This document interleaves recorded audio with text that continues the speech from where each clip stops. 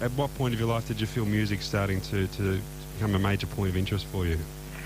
Well, it would have to be, being about 9 or 10 years old, and it's two things. There used to be on American television when I was a kid these after-school kid shows, but they had music, so you would see the singing. We had a local, in fact, I don't even know who it was, and I've tried to find out since I got older. Growing up in Michigan, we had a local TV show that they had sing-alongs on, and then that, and as well as the first time you see the Beatles on Ed Sullivan or something, you know. Mm-hmm. Those would be the earliest things that I remember wanting a guitar and wanting to sing and play and all those kinds of things that go along with it. So it would be childhood TV, and then, about 11 years old, seeing the Beatles on Ed Sullivan. That was it.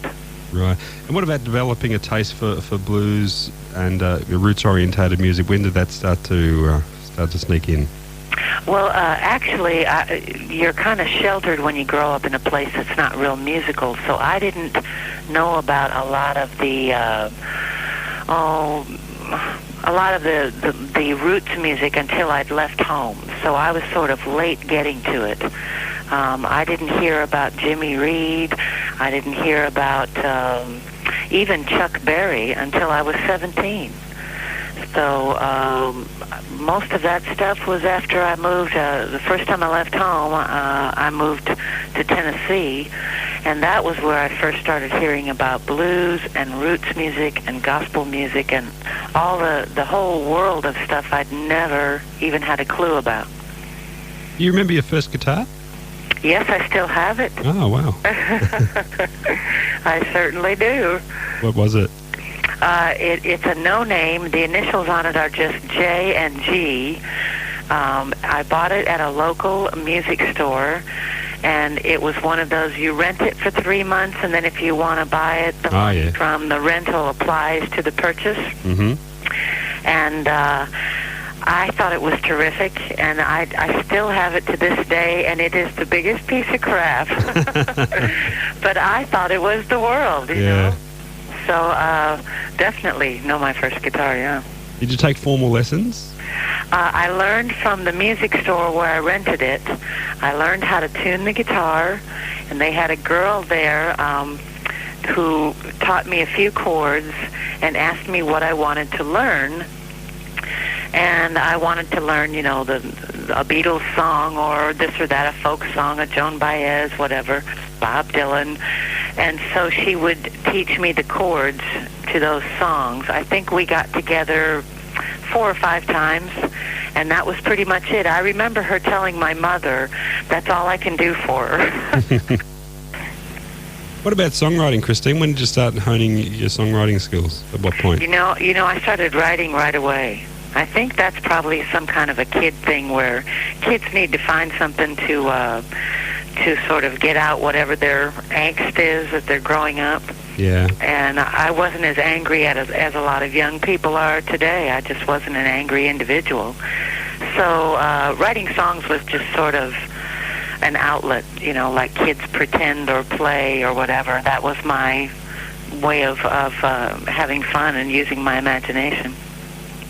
Now, you've hung on to your first guitar. Have you hung on to some of your early songs? Yeah. Yeah, I don't know that there's a whole lot there to talk about because I don't know that there's a whole lot there that's worth a darn. I do remember the first song I wrote was called Someday I'm Gonna Travel. And you certainly did. I guess so. Yeah. But beyond that, I think there's just probably a lot of ridiculous, Moon, Spoon, June kind of rhymes or something, you know. Absolutely nothing there. Looking back, do you think there was a uniform quality in the musical influences that you had, the artists and songwriters that you grew up admiring? Was there a uniform quality within all those artists now looking back at them?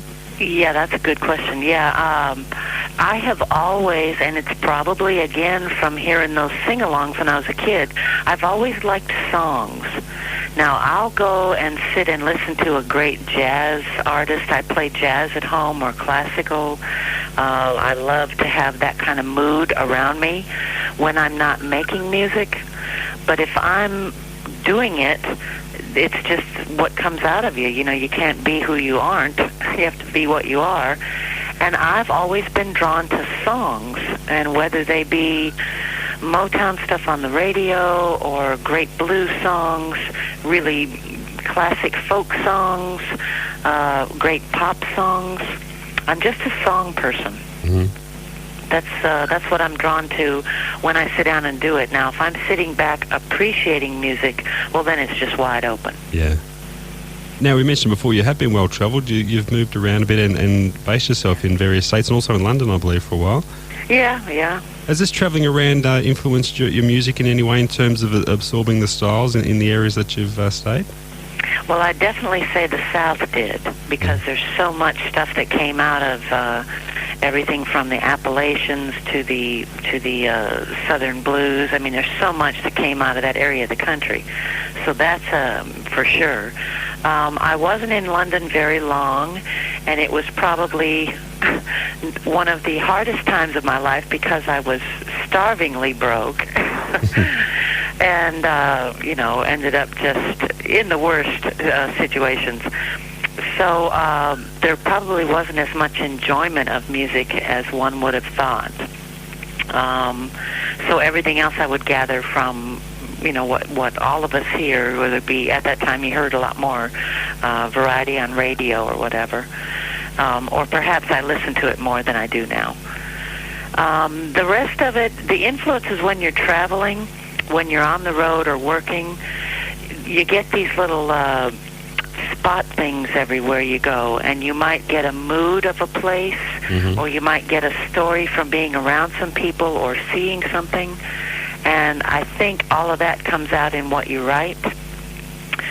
And then musically, it's just the more people you can be around and listen to or play with, you're bound to pick up a chord here or a lick there, or, boy, I wish I could do that. Maybe I can adapt that to me somehow, Yeah. And you can't do exactly what you see or hear, but it has an impression on it, yeah.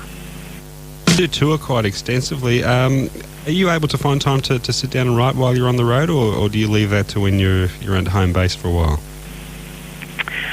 In the past, I have found that when I was on the road, this is more the do-it-yourself format. When you're on the road and you're driving the van and you're staying in, Motel 6s, which is a chain over here in America that's pretty common, Mm-hmm. It was sort of a low-key kind of thing. We weren't a big deal or anything. And when you do a lot of that, you don't have time for much of anything else. Unfortunately, it's not only the songwriting that suffers. A lot of things suffer. So I had to actually stop what I was doing at times if I wanted to sit down and write a bunch of songs for the next record, or something new to play on the next time I went on the road, or to sit down and work on something. You almost have to make that choice. I need to do this. I can't do that at the same time. Yeah. When you're writing as a songwriter, do you have a criteria when you know you've reached that the song is just right? Ooh. Oh, man. I like to think that I've reached something where they're just right, but if you can't get anybody else to go for it, that's probably, one of the hardball things about the business is if you're right, you can do something with it, be it sell it, make money, whatever. Yeah. So, unfortunately, a lot of people don't like to face that, but that is business. I always say when you're in your room, it's art.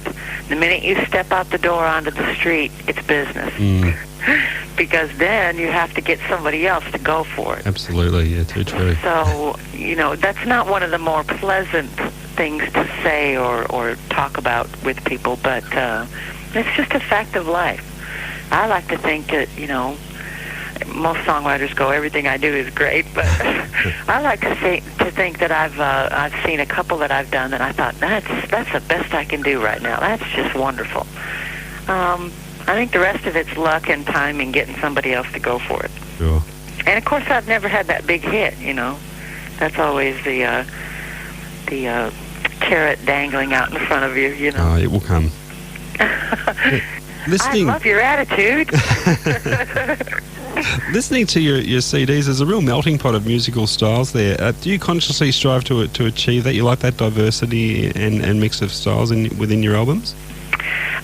You know, it's funny. I may not think there's as much diversity as a lot of people do, and that's almost been something that's been pointed out to me as you need to fix this because you're supposed to be able to bag yourself.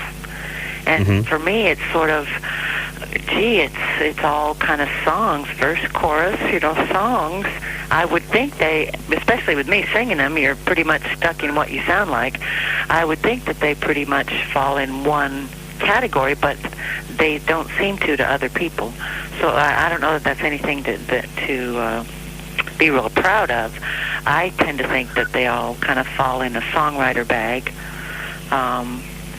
But I guess you have to be a little more narrow than I am, so I'm still working on that. Yeah. I guess if it is sounding like that to the outsiders, I guess reviewers and the like would have trouble pigeonholing your music and putting it into categories as they like to do. Is that a good or bad thing, do you think? Well, that makes, I've heard this before, and I've used it, and I've heard other people say it in my life. That's the old Duke Ellington quote that there's only two kinds of music, which is good or bad. So we all are trying to do good music. And unfortunately, it is a marketing thing or finding your audience that you have to say, well, this is blues, and blues people do not do this other stuff. And if you're going to do, heart-wrenching ballads, you don't do happy pop songs. And if you're going to do groove music, you don't do a pop song or a folk song or a country-flavored, But then I tend to admire all the people that seem to break all the rules, and they do it's just a good record, and you don't worry about whether it's categorized as pop or country or whatever. It's just really good, Yeah. So, I guess not being able to pigeonhole makes it harder for people. And there's so much music out there that it takes a lot of anybody's time to wade through it, find out what's really good. I mean, there's an awful lot of music out there. There is. I'm sure you know that. Absolutely. It's endless. Now, you've played and recorded with some wonderful people over the years. Are there any in particular that hold a special place for you? Oh, yeah. I'm one of the luckiest people you'll ever talk to. It's the way I feel. Working with J.J.Cale, working with Merle Haggard, just the sessions I've been on, the people I've opened for when I was out, working on my own gigs, and I did a lot of opening acts for, much more famous or older artists. And boy, you learn from them, and you just pinch yourself, and you can't believe, small town girl from Michigan, I'm here. I can't believe it. So I've been real lucky. There's just a whole bunch of people. Every instrument, drummers, horn players, keyboard players, people that have been kind enough to play when I was making demos or making a low-budget record. I guess at least I had a reputation for, if you go in for 3 hours, you'll have a good time, and she'll have her stuff together. So I was ready to sing and play and knew the song or knew what I wanted to do, and we pretty much, everybody that showed up for 3 hours, we got some music down on tape and had a good time too. So it was never a long drawn-out process, good or bad. Yeah. One quality I really like about your CDs is a real nice subtlety in the music and the production on the albums. The songs are left with plenty of room to stand on their own. Is that important to you? Well, I thank you for saying that. Standing on their own. I guess if there's any spaces or lack of super production, that's probably from a time and money standpoint. Oh, right. It's probably just, this is what we did, I'm also coming from a standpoint of, until this last CD that I made, I used to go in and literally in a 3-hour session cut 3 or 4 songs. So it was really real time kind of thing. And when you start to work at home, like so many of us do with our home studios and our home recording gear, it may not sound like the world's best engineer and the world's best studio, but you have that luxury of time to decide whether to put 10 things on a record or put nothing on there. So that's probably a change now. In the past, things were just pretty much left as they were because that's what we got. And I mean, I've made records in like 2 or 3 days. So some of those I kind of listen to and laugh and go, yeah, that was that week. Do you think, though, in general, there is a tendency for people to get carried away with technology and overproduce? There's a tendency, you're right, there's a tendency to get carried away with technology. It's fascinating. It's changing every day, and there's just, you can buy a band in a box now. I mean, it's amazing what machines will do. It's just amazing. I still, you get drawn into that carried away, let's do it all, and then it's like a kid with a toy that loses interest. Yeah. And you go back to people, and you go back to just playing, and everybody kind of throwing out what they do of the moment. That's really magical, Goes beyond wow, look at these things they've invented that do everything at the push of a button, Those are great, and they definitely have their place, and they've helped me as much or more as they've helped anybody else. I mean, they're amazing. Sure. But I still haven't been totally taken away from in fact, I'm probably a half and half person. I really enjoy playing with people, What for you would be the main frustrations of being an independent artist trying to get your music out there? What brick walls do you come up with more often than not? Well, it's funny you ask that. This month, I don't know if it's circulated down there, there's a magazine called Performing Songwriter. Oh, yeah. And this new issue this month is the Salute to Independence, which is it's full of people who are do-it-yourselfers, of which I consider myself one. And probably the biggest frustration, in speaking for myself anyway, would be that you play music, and nowadays there's so much that has to be done getting it out there yourself, whether it's paperwork or being on the computer. It's more of the business side of things. And we're musicians, So that's probably, for me anyway, that's probably my biggest shortcoming, my biggest drawback is until more of a staff or more help shows up to do those things, musicians don't tend to do them as well as people who have a talent for that. I sometimes think just keep on playing and singing because you're not the most organized person. You're not going to get all the paperwork done, Yeah. I guess it eats up a lot of the time that you'd rather be spending on concentrating on your music too. Yes, selfishly so, I will say that. You're totally right. And that may be a selfish thing. But musicians like to play and do their thing. And most musicians, there are some, I've certainly done it where you drive the truck and book the gigs and schlep the gear in, play roadie and everything. But all those things do eat up your time, you're right. If you wear too many hats, nothing, it's sort of a jack-of-all-trades syndrome. So lately I've found that there's more business and more paperwork than ever for independents and do-it-yourselfers. And that, from my standpoint, would be the biggest drawback is that, oh, boy, you have to be good at that, and you spent years getting good at writing songs or something. So I'm still always looking for the help that, somebody come on board and take care of this or that, sort of spread the pieces of the pie around. Yeah. Has there been any major label interest in your work? Truthfully, no. Let's be truthful. So, I've been lucky to license the records that I made in the past were always licensed to, subsidiaries of something in another country. Yep. A Virgin subsidiary or some other subsidiary in Japan or something. But in the U.S., no, I've never been on a real label. So it's kind of been just the mail order, underground, do-it-yourself thing, and then along came computers. Yeah. So that's another deal. And of course, it's all changing so fast, The whole music business to. It is, yeah. So it's not something you're actively seeking, though? I don't actually do as much of the knocking on doors for a deal anymore that I might have done in the past. Mm-hmm. I think because the options have changed for the do-it-yourselfers. That's probably the main reason. A radio airplay over there in the States? No. If you get any, at least for me, again, I don't mean to speak like I am speaking for all do-it-yourselfers. For me, no. Generally, radio and concerts, booking agents, all that stuff sort of goes hand in hand with label support. Yeah.